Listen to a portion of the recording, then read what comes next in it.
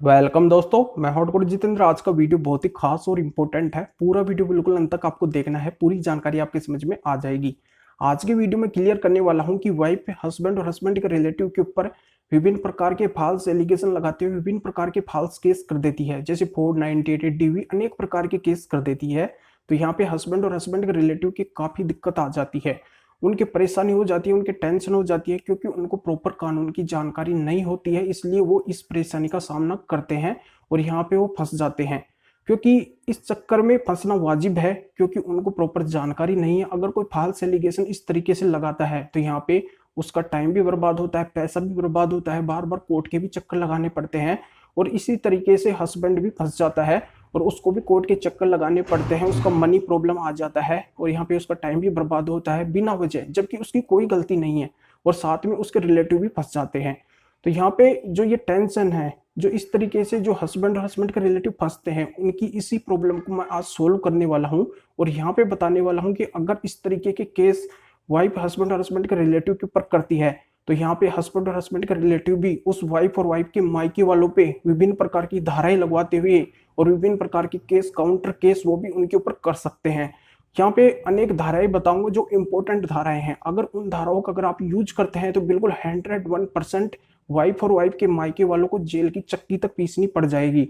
इतनी इंपॉर्टेंट धाराएं बताऊंगा, पूरा प्रोसीजर इस वीडियो के अंदर मैं क्लियर करूंगा कि यहाँ पे काउंटर केस आपको कैसे करने हैं, कहाँ पे करने हैं, कब करने हैं और कौन कौन से इसमें सेक्शन लगेंगे और क्या फायदे इनके मिलते हैं। बहुत ही इंपॉर्टेंट वीडियो है, कहीं से भी ये वीडियो स्किप नहीं करना है आपको, नहीं तो कोई भी जानकारी आपके समझ में नहीं आएगी। तो बिल्कुल अंत तक मेरे साथ इस वीडियो में बने रहिए, पूरी जानकारी आपके समझ में आ जाएगी। उससे पहले बता दूं, इस चैनल को सब्सक्राइब नहीं किया तो सब्सक्राइब भी कीजिए, बेल आइकन भाई, वीडियो को लाइक करके शेयर कर दीजिए। मेरे से अगर बात करना चाहते हैं, कोई भी लीगल प्रॉब्लम है, तो वीडियो को डिस्क्रिप्शन में नंबर दिया गया, अपॉइंटमेंट लेके मेरे से बात कर सकते हैं। तो चलिए शुरू करते हैं।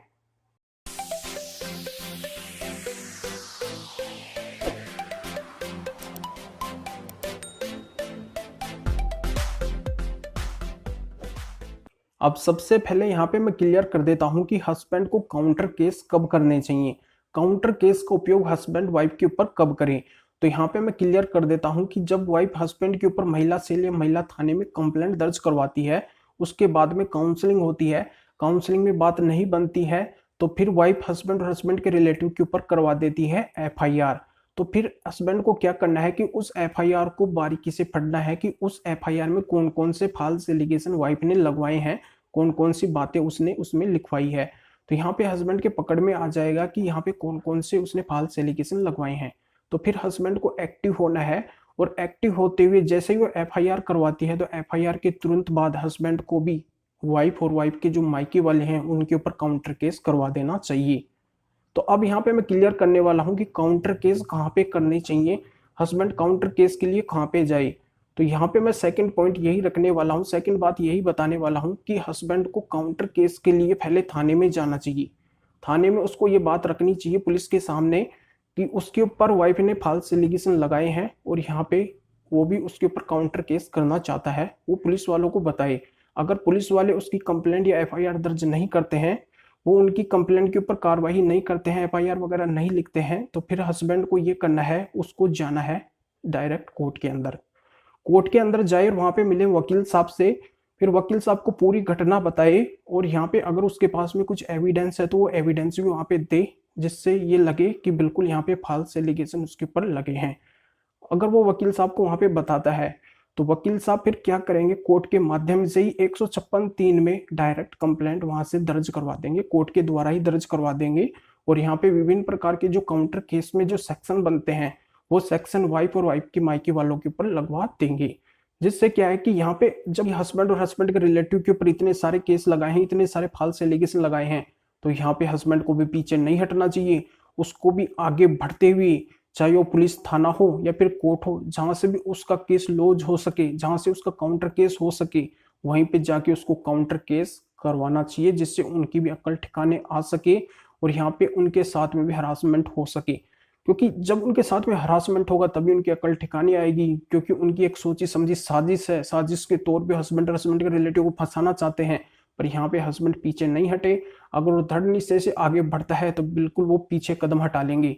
वाइफ और वाइफ के रिलेटिव या मायके वाले हैं जो पीछे कदम हटा लेंगे, वो देखेंगे कि एक्टिव पर्सन है, यहाँ पे बिल्कुल उसने ठोस कार्रवाई की है, यहाँ पे हम फंस जाएंगे, इसलिए वो कदम पीछे हटा लेंगे और वो अपनी हार भी मान सकते हैं। तो यहाँ पे इस तरीके का कदम आपको उठाना है, काउंटर केस पुलिस थाना या फिर कोर्ट में जाके आप कर सकते हैं। अब थर्ड इंपॉर्टेंट स्टेज इसमें ये बताऊंगा कि कौन कौन से सेक्शन में काउंटर केस करनी चाहिए जिससे बेस्ट 101% रिजल्ट मिल सके। और यहाँ पे 101% उनके ऊपर वाइफ और वाइफ के मायके वालों के ऊपर कार्रवाई हो सके, उनको जेल की चक्की तक पीसनी पड़ जाए, ऐसे सेक्शन कौन कौन से हैं, इंपॉर्टेंट सेक्शन बताऊंगा। एक एक सेक्शन को आपको बारीकी से देखना है और यहाँ पे आप काउंटर केस में उन सेक्शन को यूज कर सकते हैं। तो काउंटर केस में हस्बैंड ये विभिन्न प्रकार की धाराएं लगवा सकता है, जैसे आईपीसी 501, आईपीसी 503, यानी आईपीसी 501, 503।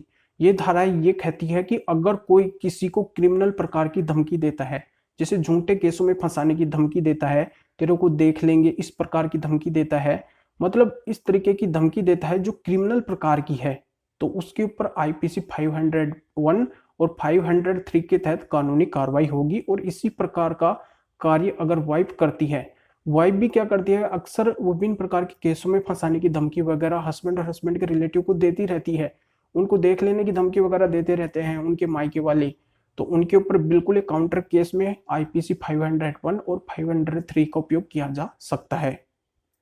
अब यहाँ पे मैं अगली धारा बता देता हूँ, आईपीसी 504 और 506, यानी कि आईपीसी 504 और 506।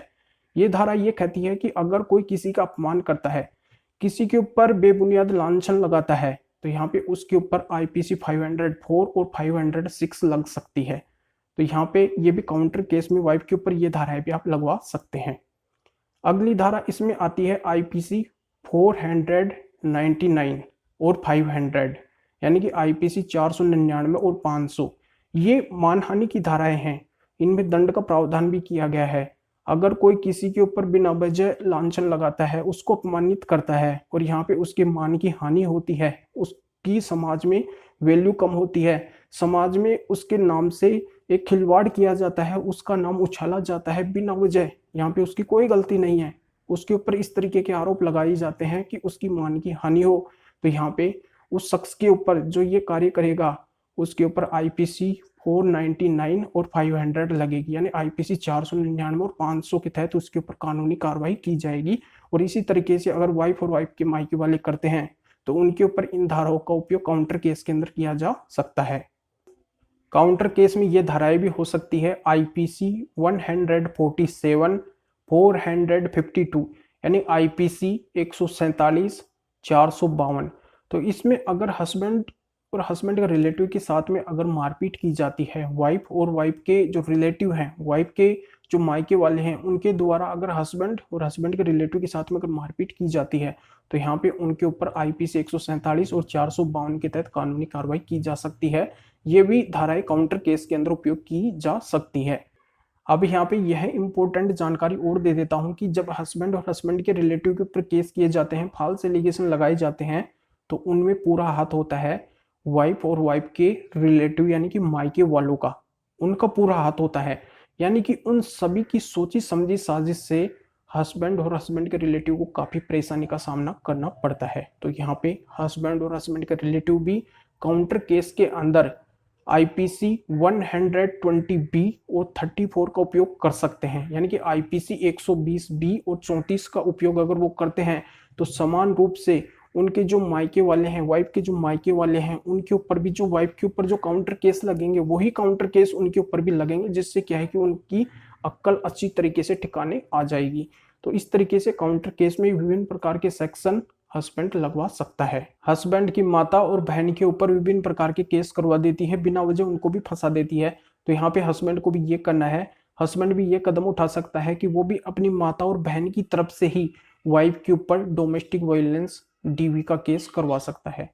हस्बैंड भी उस वाइफ के ऊपर माता और अपनी बहन की तरफ से डीवी का केस करवा सकता है।